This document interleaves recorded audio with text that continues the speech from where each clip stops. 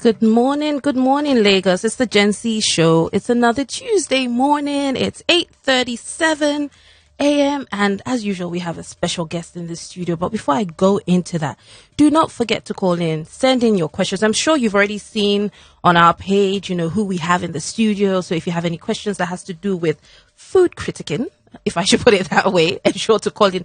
And also remember that, you can also call in. We give you about 5 seconds of advertising for any business that you have. So if you're lucky, I might just pick you and pick up your call, or you can send in a message on our WhatsApp portal. The studio line is 081-824-26591. I say that again, 081-824-26591.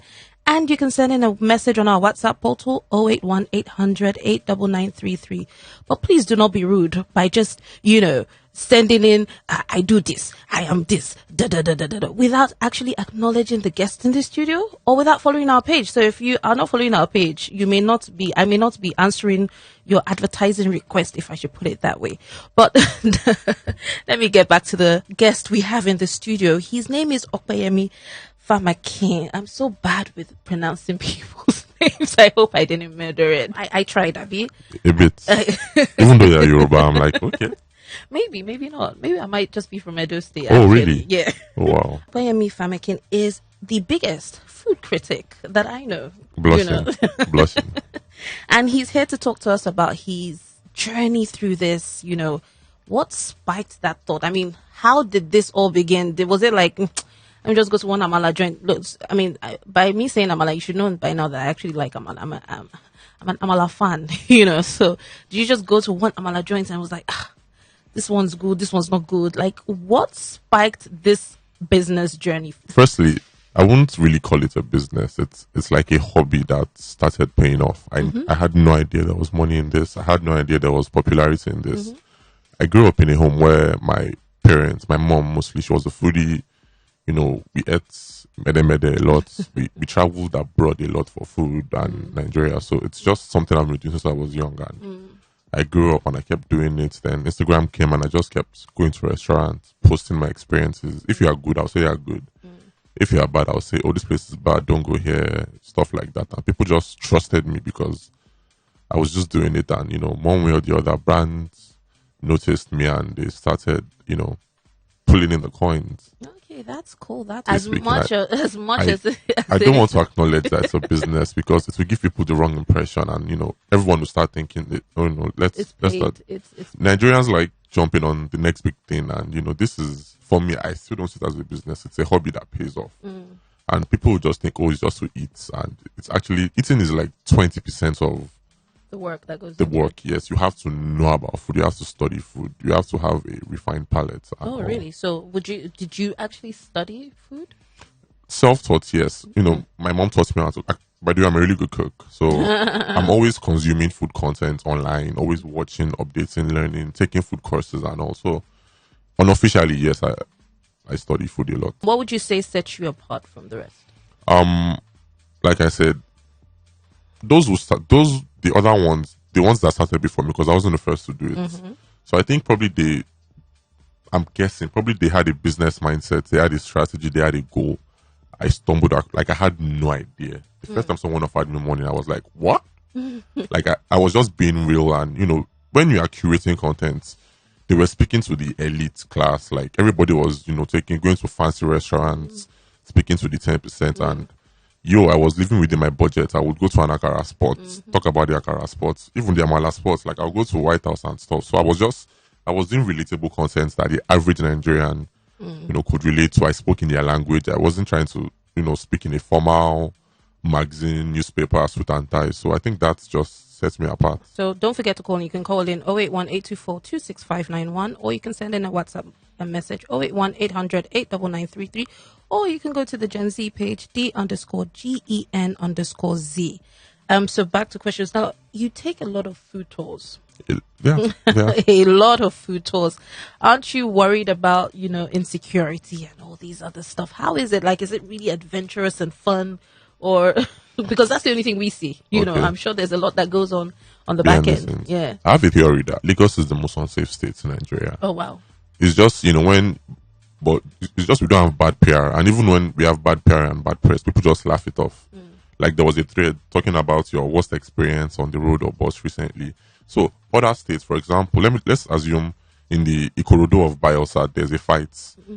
News will carry it as fire in Bielsa, whereas it's just one local government. So other states in Nigeria, they get overblown bad press. So except being a food critic, I'm on a one-man mission to show the good side of Nigeria through food. So yeah, it's fun. It's actually really, really stressful, but it's really, really fun because stressful because I have to eat. When I go to a state, I spend like 5 days, and I must visit their best restaurant. So like that's like 4 restaurants a day, and Okay. it looks fun. I saw on your page you tasted this Termite or is it maggot? that thing that looks like a maggot termite, whatever it is that you guys call it. Yeah. How was that? Honestly speaking, I spat it out after I tasted it. But I have to taste for the culture. Just have to taste it. So yeah, I think it's an acquired taste, and honestly speaking, I would not eat it again. Like in that, maybe if they cooked it in a risotto and stuff, I would. But like that, I would not. So, try Praveen, it. what pushes you to the extent of actually trying out these things? Honestly, because is it what we die here? This is my job. So 2 reasons. I do it so that you guys don't have to do it. Like if it's good, and guys, you must try this, and if it's bad, you don't bother trying it. Also, I'm adventurous. I would eat anything except dog meat. Dog meat is my limit, and maybe the other weird, maybe cat meat too. But like I will eat any other, not so weird. So, what's meat. the most interesting thing you've actually consumed that you would say it's actually so interesting? Meaning that it's something that people would never try, possibly, but you've tried it and actually tastes really good. I don't know about taste really good, but I think frog legs. And to be honest, I did it purely for clouds. I did it just so that I can say I've eaten frog legs. It's just there. It's not really like it's not wild, but things that I love are fine dining dishes. So it's nothing out of just nice fine dining dishes. I really really love them. But, And so where do they eat frog legs? I was in US when I had it. Oh, okay. So it's not. I'm not even talking I think Nigerian. I think Nigerians eat it, but I'm scared of the way Nigerians cook some of their meats. Like, let me give you an unpopular opinion. I think Salara meat is very overrated because it's very, very, very hard. Yes, flavor-wise, it's good, but the texture, Nigerian meat, we don't really, in my opinion, we don't cook our meat very well. We don't focus on texture; it's just flavor. So, I'm scared of trying meats in Nigeria by the local cooks. So where's your favorite amala joint? I'm asking for a friend. Alaga so I've had amala in almost all the Yoruba states. For me, Alaga in Abeokuta, I think they serve the best amala. People will not agree, but as someone that's had amala in like 7 different states, I think I have the right to say amala Alaga in Abeokuta is the best. If you had a piece of advice for someone that wanted to possibly go into this space of food critic, what advice would you give them? Don't do it with the aim of making money, because I began this thing officially in like 2015, 2014, and I made my first money in 2019 and it was 30K, and I invested a lot. Like I spent my money on food and traveling. So if you are doing it for money, if after 2 years, 3 years you don't make money, you will bounce. So do not let money be your driving force. Don't do content with the mindset of, if brands see me, what would they think? Don't focus on speaking to brands. Focus on creating and building an audience and a loyal following. And when brands see that, they will come to you. Also, to genuinely love food, don't just be a person that has a nice camera and goes to restaurants and takes pictures. Know about food. Educate yourself, because chefs would come for you and they would try and belittle you, because if you are big, you have the power to make or break a chef, and chefs don't like, who is this person that. So chefs will come for you, and if you don't know your onions, they would. Don't mess you up. Then just genuinely love food. Okay. Genuinely love food. And I know a few of you have called in and I wasn't able to pick the call, but I'm going to the WhatsApp portal. The number is 081 800 89933, and I have a message from Olabisi. She says, for Opeyemi, what's your funniest food review incident? I think there was one Ibadan cake. One time I was in Ibadan, there was this cake that was harder than cement. They rectified it eventually. They called me back like months later, but if I stoned you that cake, you would faint. Like, I had to stab the cake numerous times to get a slice. I think that was like it trended, Wow. online. Yeah. That was like the funniest. Yeah. Ibadan cake. Do you get people like paying you on the side that please just come and say my food is good, even though it's No, no, really no, no. bad? I will not know if your No, I food. know you won't, but I'm just saying, do you actually get those people that actually approach you and ask you to do these things? No, some just say come and eat, and we like to pay you, but nobody has the nerve to say. Okay. Because I'm very, very, even though I sound nice, I'm very, very gbasgbos. If your food is not good, I'll politely give you gbasgbos. So do you know this? Someone is asking what your handle is. So I'm mostly on this Instagram I'm at Opeyemi Famakin. Opeyemi Famakin. I like to hear my voice sounds on radio. Oh wow, you want to be a presenter as well? Just You people are trying because like you always have to be happy and give vibes, and yeah, you guys are trying. Yeah. So do you do a bit of ASMR? Because that's food ASMR. I know about it, but I'm more of a writer, to be honest. I love writing, and food is my excuse to make you guys read what I write. So I prefer to write and talk. I'm going to go and try some food. We'll do an amala ASMR. Since you love amala. The amala will not be tasting, it will not be sounding well. No. When you're biting the meat and, sucking the amala and all. Yeah, that's going to be fun. I can't wait. So yes, now I have, how are we going to get all the amala? Are we just going to do only Lagos amala? If you are down, we can do it's the West Nigerian tour. No, they're going to bring it to us, right? Amala tour. No. Can I be bougie and be like, can you just send the amala down? From Kwara State to get cold. I was just joking. Because you said you're a great cook, right? Very, very good cook. Very good cook. Yes. What has been the biggest experience you've learned? Now you're making me think. The biggest experience.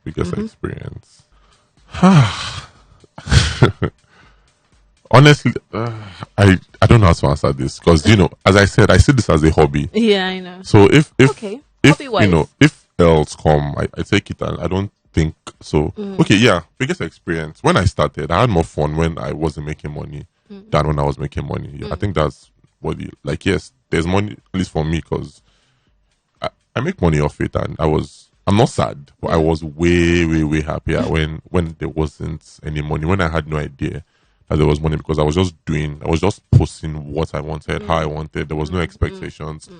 But now that I'm where I am, people expect me to speak a certain way, do things a certain way.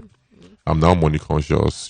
I watch my words, and it's not bad. It's just thinking back, I'm like, wow, it was more fun then. It was more fun when there weren't any restrictions. When there wasn't any restrictions. Where do you see this, in the next 5 years? When a broke man, is, hustling, and he has a girlfriend that is standing by him, and when he has money, he will leave the girlfriend. Nigeria is the girlfriend. Nigeria is not my target market. I'm just using, I shouldn't be saying this, but here I am saying it. So I'm just using Nigeria to make it. I want to be the biggest in Africa. I want when people come to Africa and, who's the biggest? Like, when anything food is mentioned in Africa, my name will be the first name to be mentioned. So Africa is not the world. Africa is, what I plan to conquer. So Nigeria first, then West. Plus my food tours around Nigeria, going to each state to conquer them, and so far so good. It's been good. So after Nigeria, I'll do West Africa, then South Africa, then East Africa, then basically Africa. So yeah. So basically, we have a time limit to enjoy you. So you move. No. I'm still doing my Nigerian tour, and I heard there'll be like 20 new more states. So that's exciting.